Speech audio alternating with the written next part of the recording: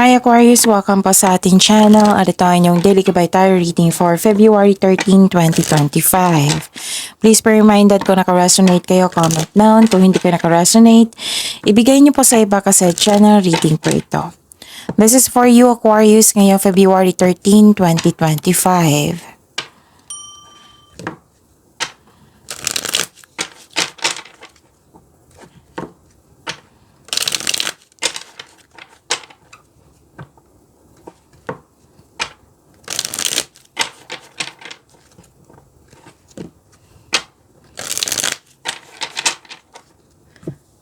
Para po ito sa inyo Aquarius ngayong February 13, 2025.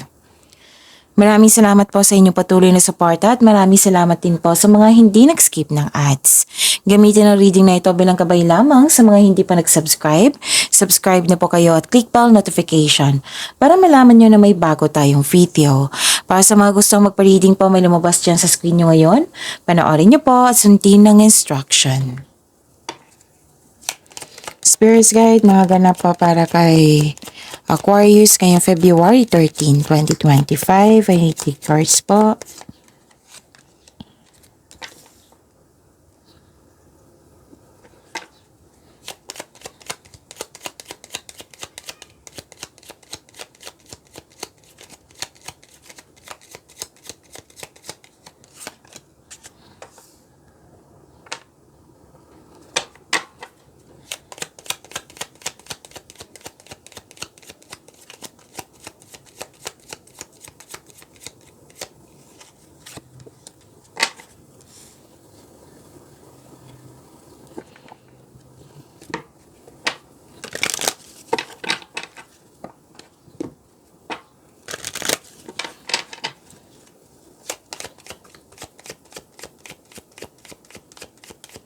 Spirit's Guide, mga mensahe po para kay Aquarius ngayong February 13, 2025.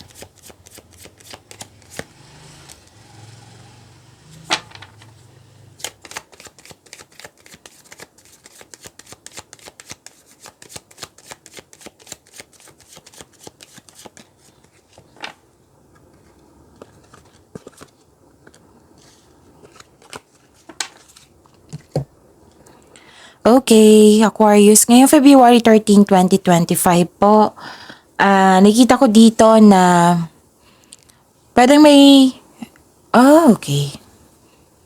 May nag-observe sa inyo dito, nag-spy, para may makuhang, para may gusto siyang kunin. Pwedeng information, pwedeng bagay, basta may gusto siyang kunin. Pwede din may tao dyan na mahilig magmanipula. So mag-ingat kayo sa kanya. Nakikita ko dito na may bisita. Pwedeng may bisita kayo ngayon. Pwedeng kayo ay isang bisita ngayon. Or makakatanggap ka ng news or information na bibigyan mo siya ng agarang action or reaction. And love is blooming. Nakikita ko dito yung pagmamahal. Oo. Pwedeng nag-self-care kayo ngayon. Self-care kayo ngayon. Like, nalagaan mo yung sarili mo, yung health mo, you love yourself more. Pwede din na nagpaganda, nagpagwapo kayo ngayon, or nagpa-salon, nagpa-massage. Nakikita ko yan. At saka, may nakita rin akong romance, attraction, affection. Yan. Adjustments are required. Sabi po ng card niyo po dito. Baka may hindi nagkasundo dito, no? So, kailangan ng adjustment.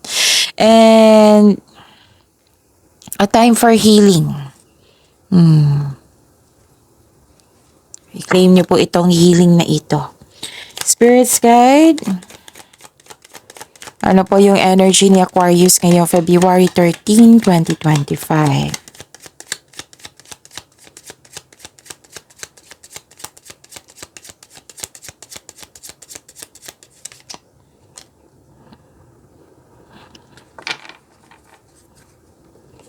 And the clarification of this card po.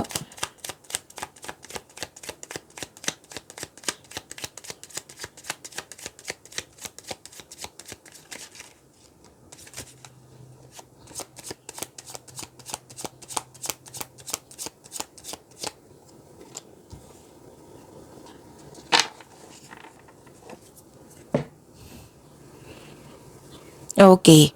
Kung may narinig kayo or may nakita kayong repeating message, meaning to say, pinupush ng cards nyo yan kasi ang ilan sa inyo hindi pa binigyan ng atensyon. Na kung maaari din po, bigyan nyo po ng solusyon at aksyon.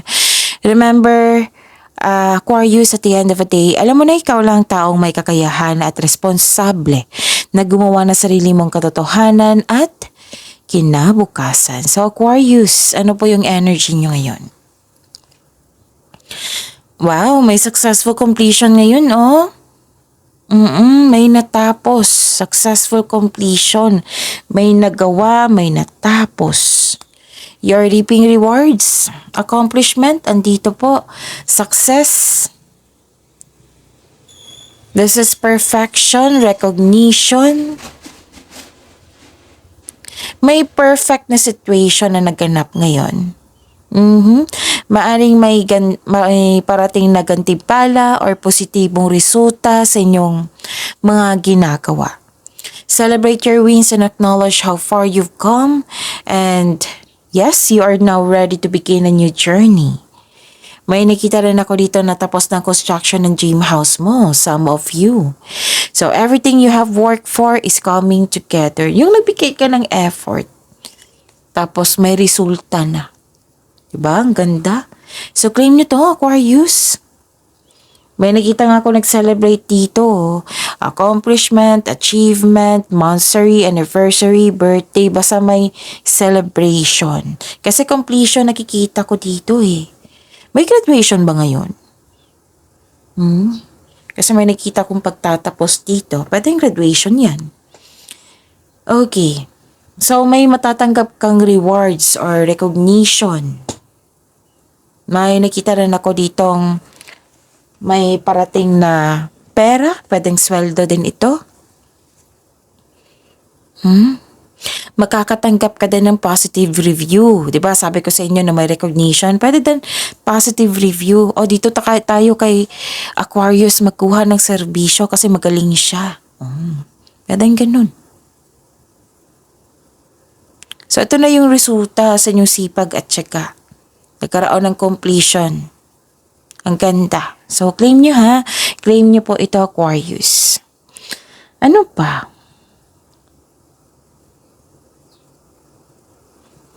Nakikita ko rin dito na nagkaroon po ng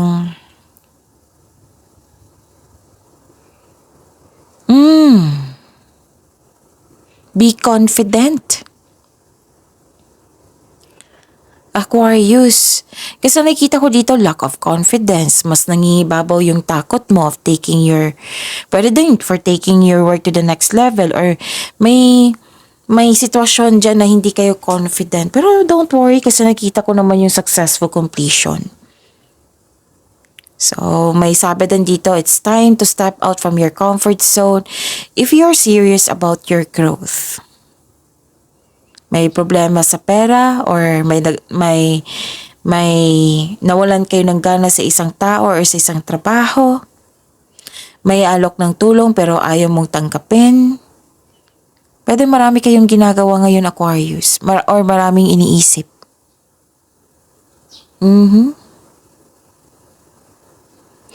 So this card tells you to take a break.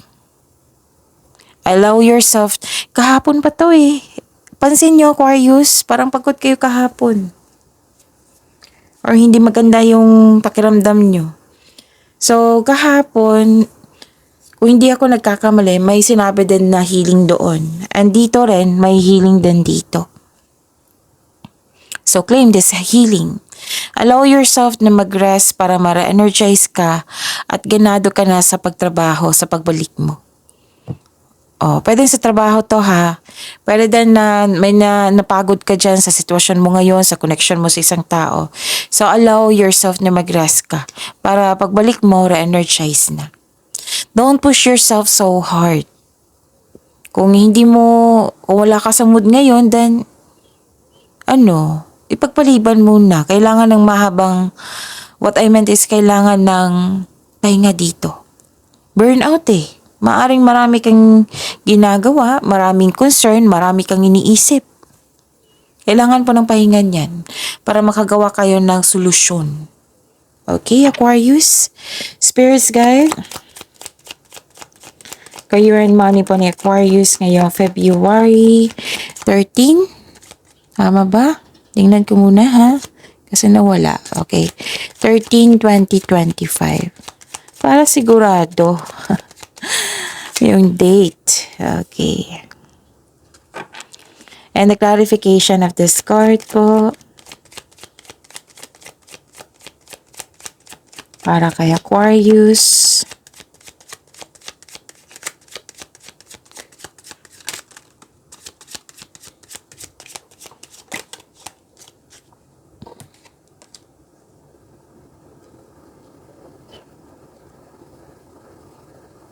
Pagod nga kayo oh. Nangangalay yung ano ko.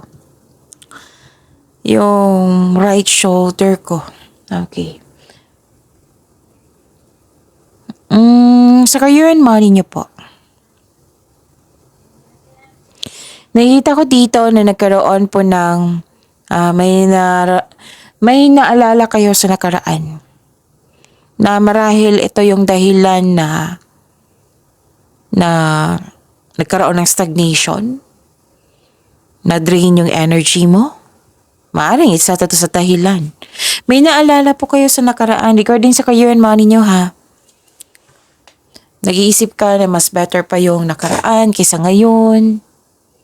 May ganyan na concern. So, may unhealthy attachment sa nakaraan. Kasi may sabi dito na mas gusto mo yung noon kaysa ngayon. Hindi ka pa naka-move on. Pwede din na yung sabi ko sa inyo kanina na may dumating na bisita na nagpaalala sa'yo. Or may nag-message sa inyo na bigla mo naalala yung nakaraan. So the advice is let the memories rest. Try to move on. Try something new sa present para may expectation tayong better outcome sa future. Like dito. Ito sa energy cards nyo. Diba? Resulta to sa inyong sipag at tiyaga. Nagtanim kayo naging productive kayo sa araw-araw. So focus kayo sa present. Para may expectation tayong better outcome. Harvesting, pagbubunga. Like nito. Sa energy nyo. Diba? Yung may resulta dyan. Huwag kayo mag-focus sa nakaraan kasi tapos-tapo iyan. You have to let it go. Kunin mo lang yung mga learning sa nakaraan and move forward. Kaya nga may sabi dito, if you're serious about your growth, you have to move out from your comfort zone. Ano pa? Nakikita ko rin dito, Aquarius na, this is good. This is good. Very good ha. Kasi nakikita ko dito, nagbigay ka ng pasensya at nagkaroon ng growth sa mga ginagawa mo. 2 card na po nagsabi niya na may pagbubunga talaga. Disappointed ka sa current situation mo. Feeling mo, dapat lumilevel up ka na. So this card tells you na parte ito ng proseso. Have faith, patuloy mo lang yung pagsisikap, pagsisipag sa trabaho. Dahil check naman ma-achieve mo yung gusto mong posisyon or kasaganaan. Stay patient. Actually, no, diba, halos everyday naman tayo nagre-rating dito, Aquarius. Always ko talagang nakikita sa inyo na hindi naman ako Aquarius. So, always ko talagang nakikita sa inyo. Basta pinaghirapan nyo yung goal nyo, ma-achieve nyo yan. Yan yung always nakikita ko sa inyong cards. Na ma-achieve mo talaga. Basta gustuhin mo, bigyan mo ng time and effort, bigyan mo ng mahabang pasensya. You are very close to see the tangible results sa inyong effort. So don't give up, stay positive and be grateful. Malapit mo nang maabot ang iyong goal sa buhay. Parating na ang resulta sa inyong sipag at tiyaga. Actually, dumating na Pwedeng iba din nito na concern mo, na focus mo.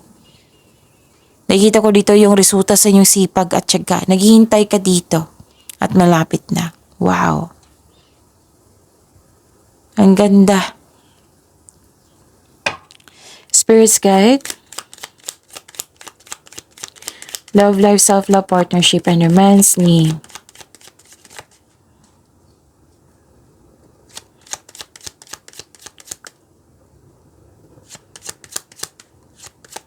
Aquarius ngayong February 13, 2025.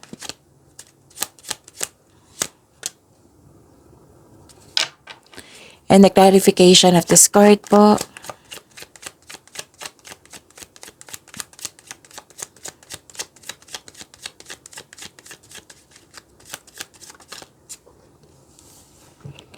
Okay. Maraming salamat po sa patuloy na tiwala, suporta sa ating channel. At maraming salamat din po sa mga hindi nag-skip ng ads. Kung dati malungkot ka, ngayon nagkaroon ng silver linings, nag-move forward kayo. So this is the clarification of your card here na a time for healing at nandito rin. This is a hope sign, this is healing. Naka-move on ka na sa lahat ng unos na nagdaan. At tanggap mo na ang mga nangyari, pinatawad mo na sila at higit sa lahat ang iyong sarili. Nagkaroon ng hope and healing and growth sa araw na ito. Claim niyo po. Aquarius. At may nakita ko ditong okay. May naulit po doon na problema na kailangan yung bigyan ng atensyon. Huwag niyo po doon baliwalain. Huwag niyo po doon iwasan. Okay? At mag-ingat kayo sa taong hindi totoo sa iyo kasi lumabas siya sa oracle cards niyo at dito rin. Pero malalaman mo ito kasi mataas yung intuition nyo. Kailangan nyo lang makinig at bigyan ng atensyon, aksyon, solusyon. Kung maaari po. Okay. Pag-imanin nyo po yung blessings na binigay sa inyo, Aquarius. See you tomorrow. Please like, subscribe, and click the button for notification para updated po kayo sa daily tarot reading natin. Maraming salamat po.